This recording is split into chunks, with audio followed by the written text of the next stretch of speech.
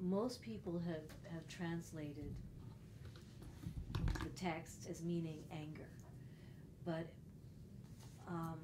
and I've done that also, most probably a lot in my teaching, but it's a lot more than anger.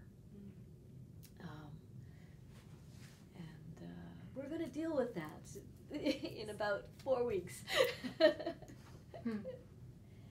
But this is part of the problem in any of this work where we're talking about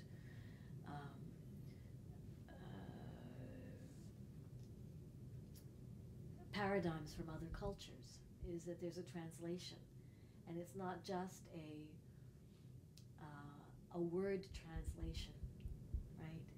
Again, it's like the computers talking to each other, or people from one person talking to another person. There's you're going from one experience to another, and trying to find the oneness.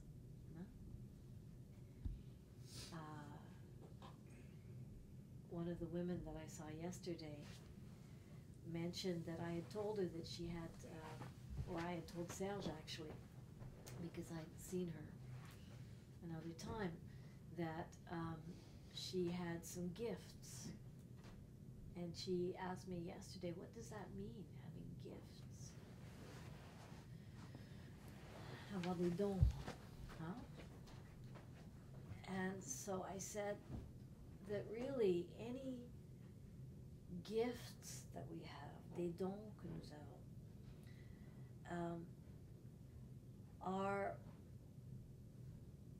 different extents of our ability to connect with oneness, to connect with all that is. And we do that in different ways, depending on what our story is. We're attracted to different ways of using and plugging into and then becoming part of that energy that connects all that is. That you can describe as the great mystery, as God, as energy, as frequency, and that can be manifested in color and movement and geometry and sound, and intention. Stop. See? It's running. Yeah.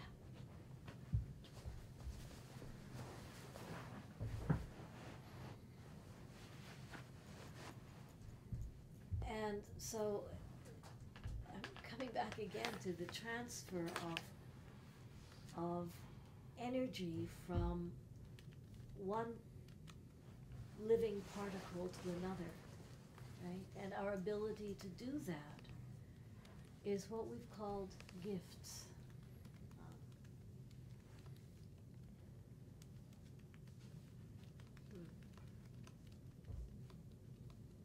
And it requires translation. And whatever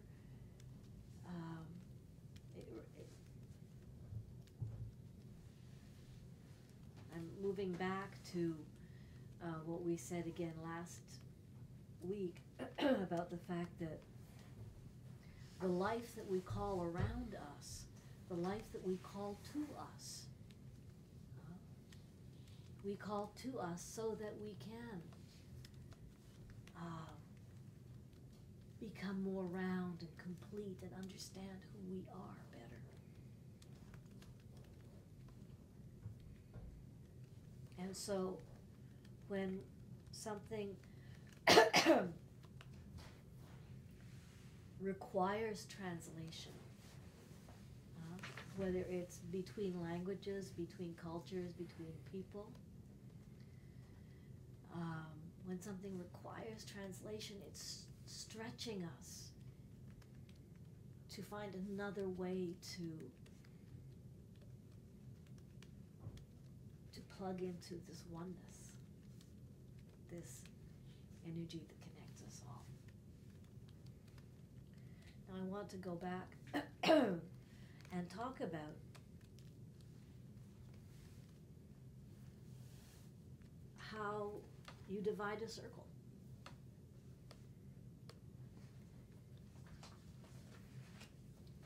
And this is something that is important, because for much of our existence on this planet, we've seen life as being a circle, right? And we start at one point in the circle, and we come around, and then we're off planet, right? We finish our cycle and we're gone, right? And then we do maybe other circles in other lifetimes, depending on what culture and belief system you adhere to. But the idea has been that you just go round and round and round the circle. In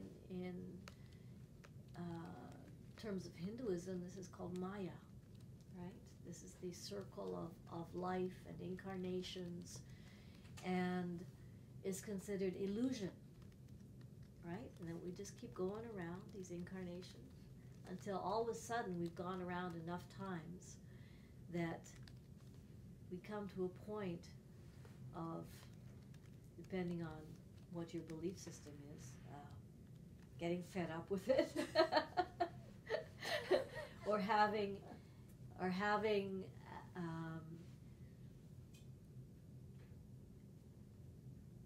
been so good, having been so very, very, very good that you attract something else, or you attract a teacher, or you go and you're out of it. You're finally out of Maya, out of illusion, and you don't have to come back here anymore. Right? And this again addresses what I was saying last week about this feeling that being here on this earth in these bodies has been understood as being suffering, being or even being a classroom. Même si on pense qu'on est ici pour apprendre des leçons, et il y a encore cette idée que il y a des choses à faire, des tâches à accomplir. Il y en a qui ont des étoiles dorées à la fin, puis il y en a qui doivent répéter l'année.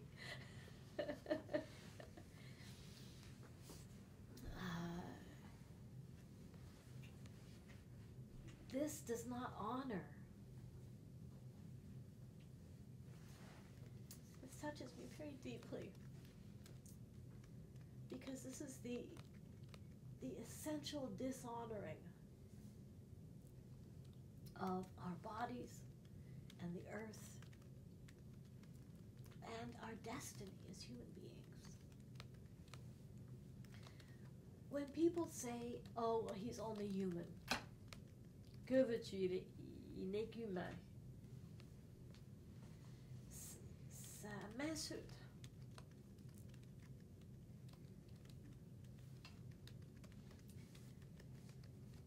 Because this is, when you're saying he's only human, you're saying he's a flawed and sinful creature. Huh?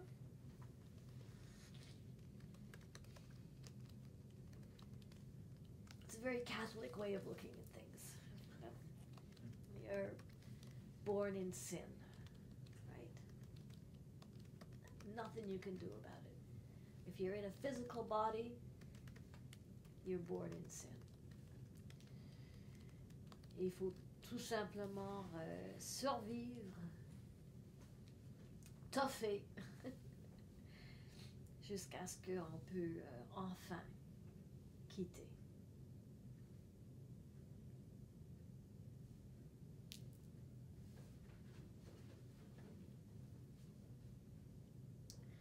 And so, let's just talk about this idea and the division of the circle into the different aspects. And I'm not going to go into the tiny, tiny, tiny divisions. We'll talk first just about the quadrants. The symbol of the cross, equilateral cross within the circle, is found everywhere in the world.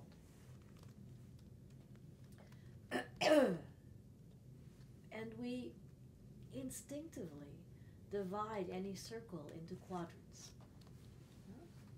C'est quelque chose qu'on fait vraiment instinctivement.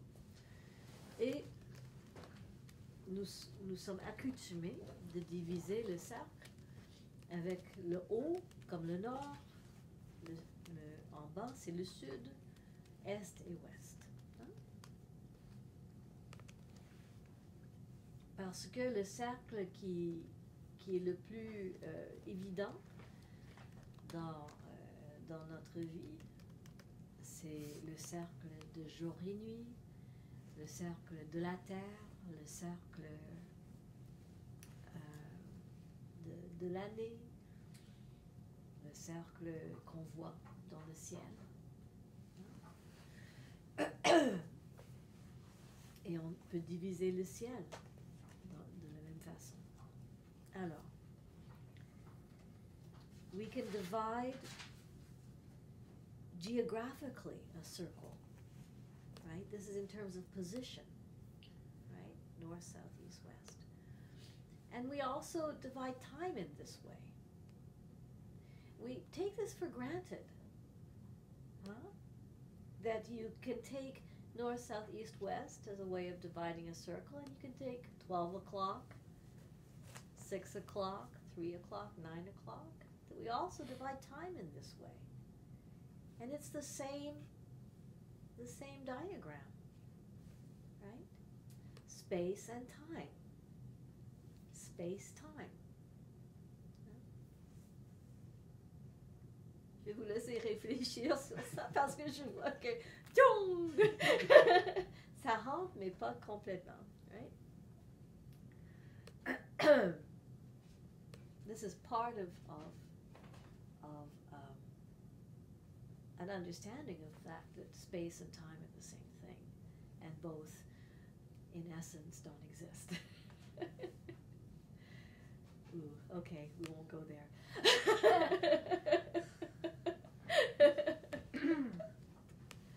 Well, that's part of the Maya business. It's all illusion, right? Mais c'est une illusion qu'on croit. Alors, on va en parler. Because we believe in it, we're going to talk about it.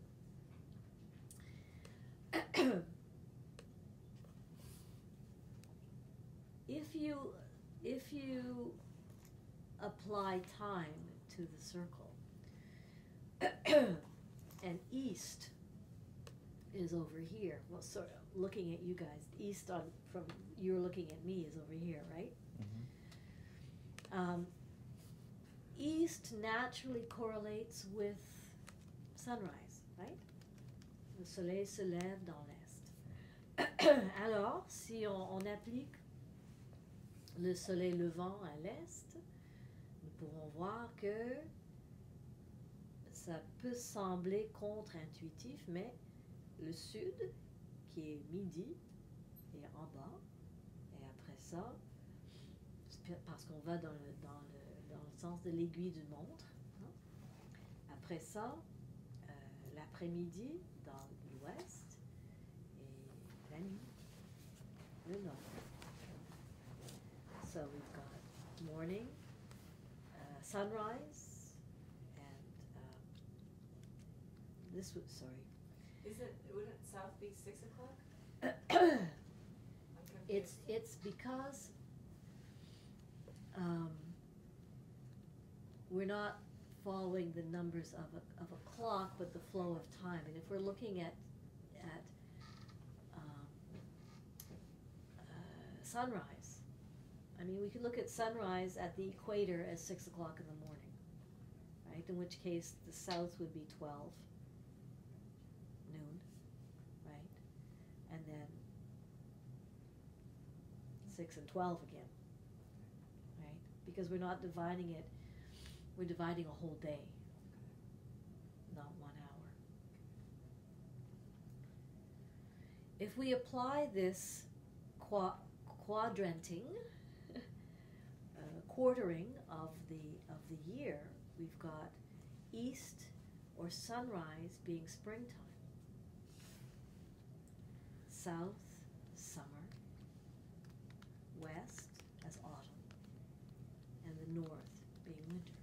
So west would be evening? Yeah. What did you say, north and west? East is springtime. Okay. East, sunrise, springtime. South, summer, midday. Yeah. West, autumn.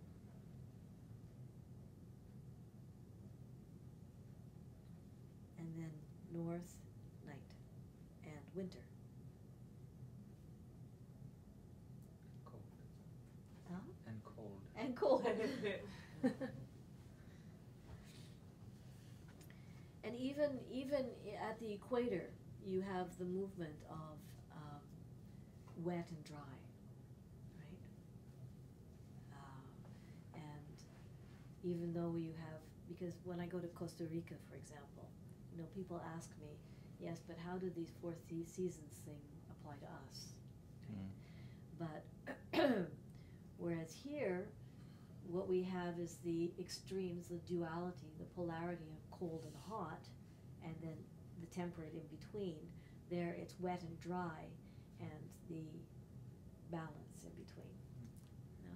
In Argentina, it's opposite. Opposite, exactly. The south is winter. That's right.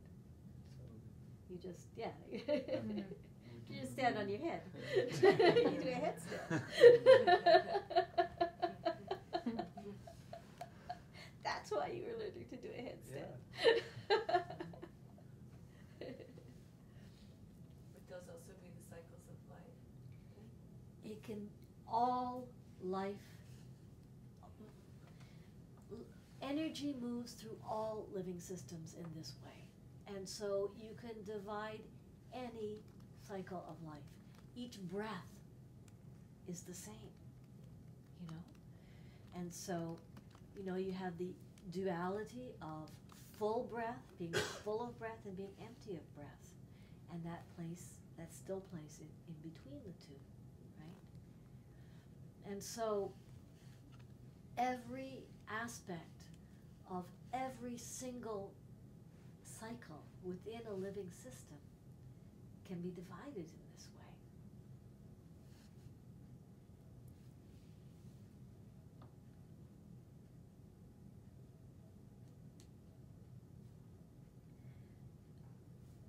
Ce qui est intéressant est que longtemps, les gens voyaient le début de la vie comme étant dans l'est. Avec le lever du soleil, c'était le début de la vie, le printemps.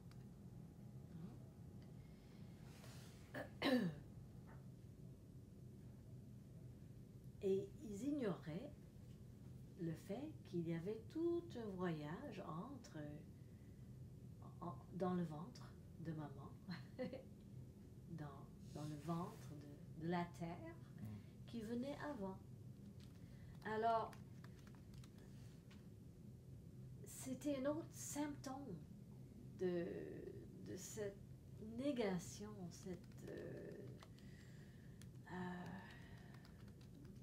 ce néanti de tout ce qui était l'aspect féminin.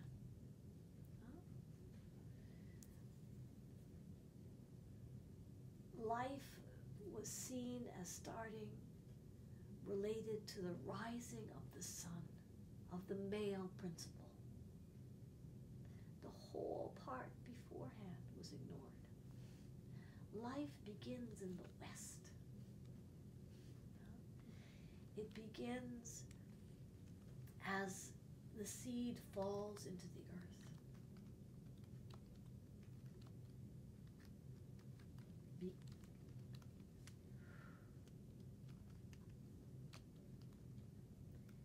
begins as sperm and ovum meet. And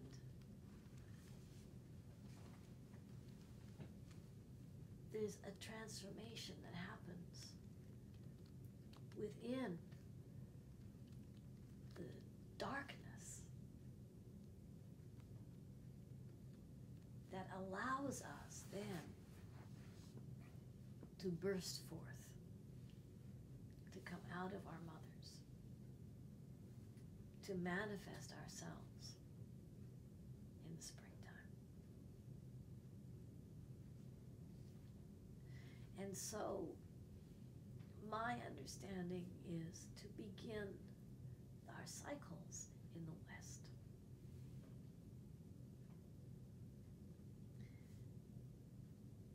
Again, related to autumn, right?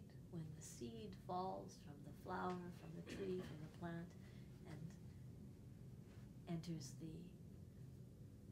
the rich, dark earth.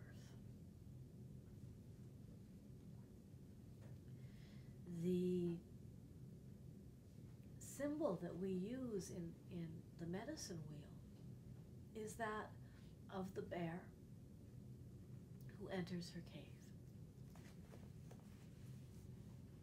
And her path is entering the cave and then walking towards the deepest, darkest part of the cave, where she hibernates and then starts her path back out until in springtime she crosses the threshold of the cave and comes out into the world again. And then in the world she gathers her life experience, she eats everything in sight, and then comes back to this, to the West. And if you look at any aspect of your life with this understanding, you can see and understand more about how your life is moving and where it's going. This western gate is what we're dealing with now. It's the place of incarnation, of coming into a body.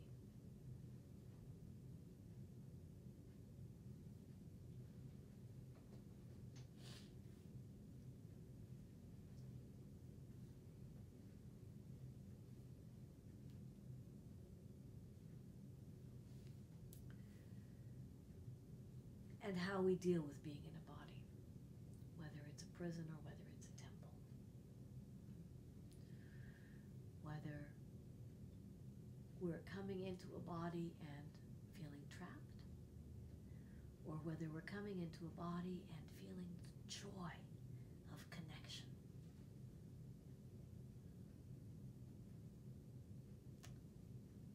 We didn't learn the joy of connection.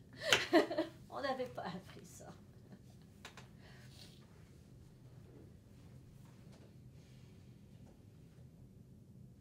Et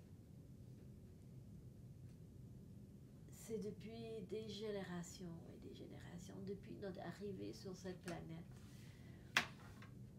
que nous avons, non, depuis la descente d'humanité en dualité,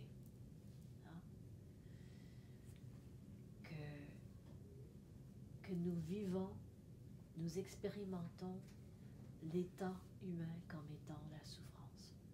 So the fall of humanity, the fall of man was our fall into duality, into an understanding of incarnation as being suffering.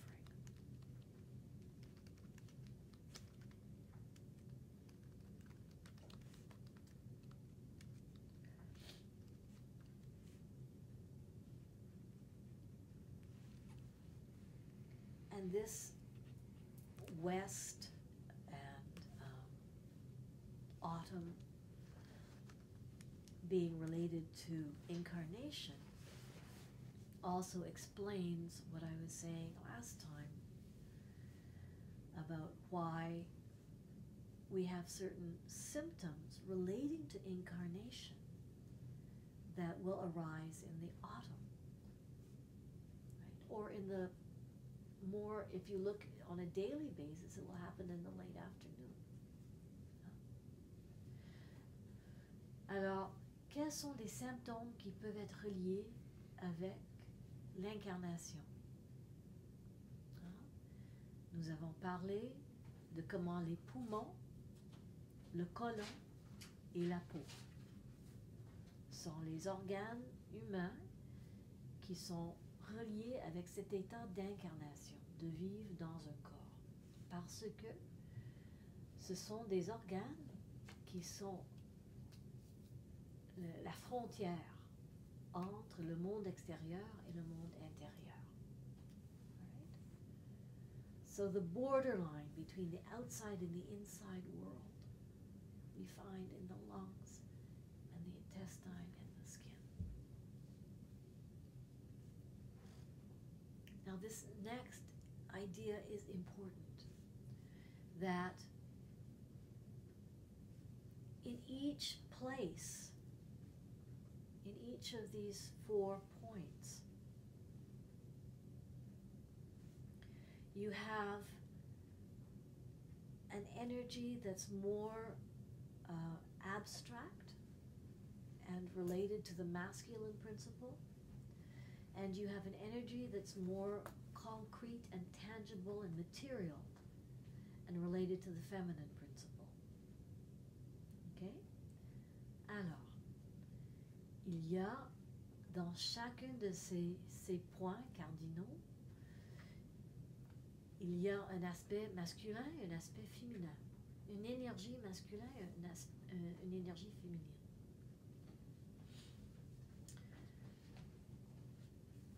Si dans les poumons, nous inspirons l'air, le prana, et dans le côlon, on assimile ou on n'assimile pas la nourriture solide, c'est facile de voir lequel est abstrait, lequel est la matière, alors lequel est masculin, lequel est féminin.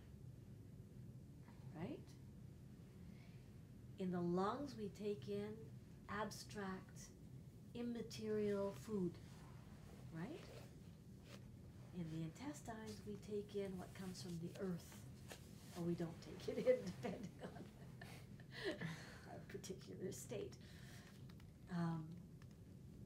We have a choice in the lungs to take in or not take in, d'assimiler ou de ne pas assimiler. Hein? Comme dans le ventre, dans le côlon, nous avons le choix d'absorber ou de ne pas absorber l'énergie de la terre, notre nourriture qui est la terre transformée. Right?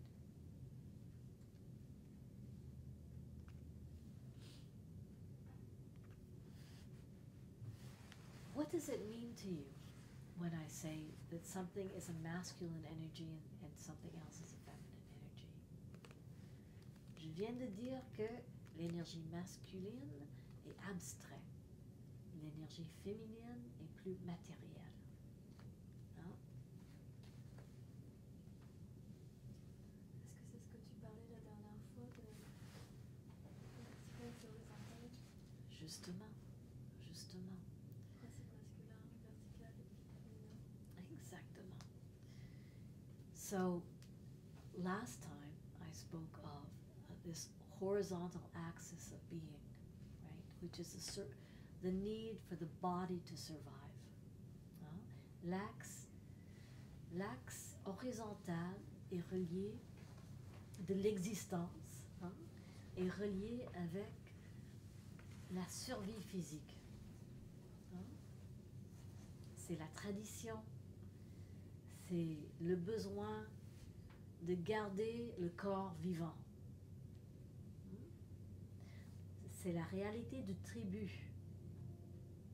This is the reality of the tribe and the clan, where the individual is suppressed so that the clan and the physical body can survive. Right? This is the reality of an individual on its own cannot survive. We need to be surrounded by other people. We need connection, right? Or we can't survive. We know this. And so this is also the reality of the fear of not being able to survive if you're not accepted by the clan, by the tribe. And these are all of the different aspects of this horizontal axis, the feminine principle that we talked about last time. L'axe vertical, c'est la réalité de l'âme, hein, qui s'incarne dans un corps. Hein? And this is the individual soul part of Source, that comes into a body and either reacts as if the body is a prison or reacts like, yay, I'm here.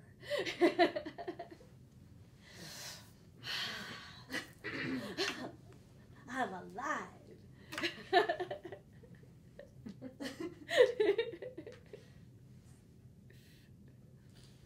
And last time we talked about how this whole feminine principle has been so dense, so heavy. The need to survive has really taken up so much of our energy for most of our being, our existence. Huh? And because of that, what's deeply imprinted in us is the need to be loved. Because if we're not loved, we won't be part of the clan or the family, and we won't survive.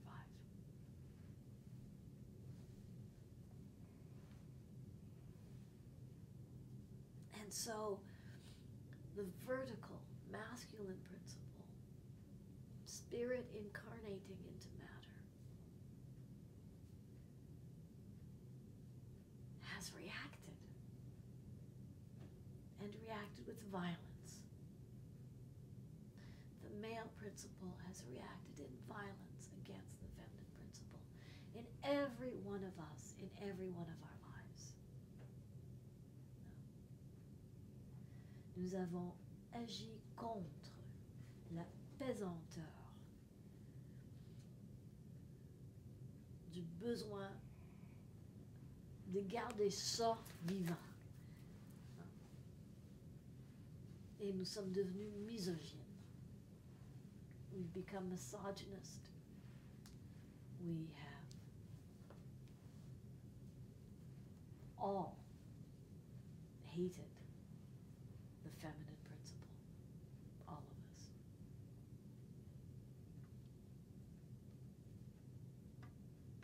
So, in the medicine wheel understanding, this vertical, horizontal axis is considered the good red road. And the vertical axis is the blue road of spirit. I want you to just put somewhere in your mind to chew on the idea of blue blood. What does that mean? When you say somebody's got blue blood.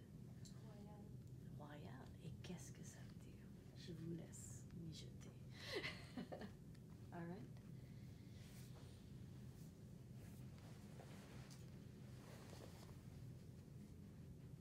So, what is spirit?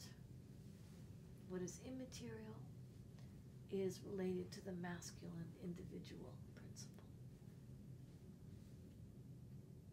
It's also related to whatever our concept might be of God. And related, God the Father, right? And related to our relationships with our biological fathers. Whereas the horizontal, I keep mixing them up, huh? The horizontal axis is related to our relationship with the earth, with our bodies,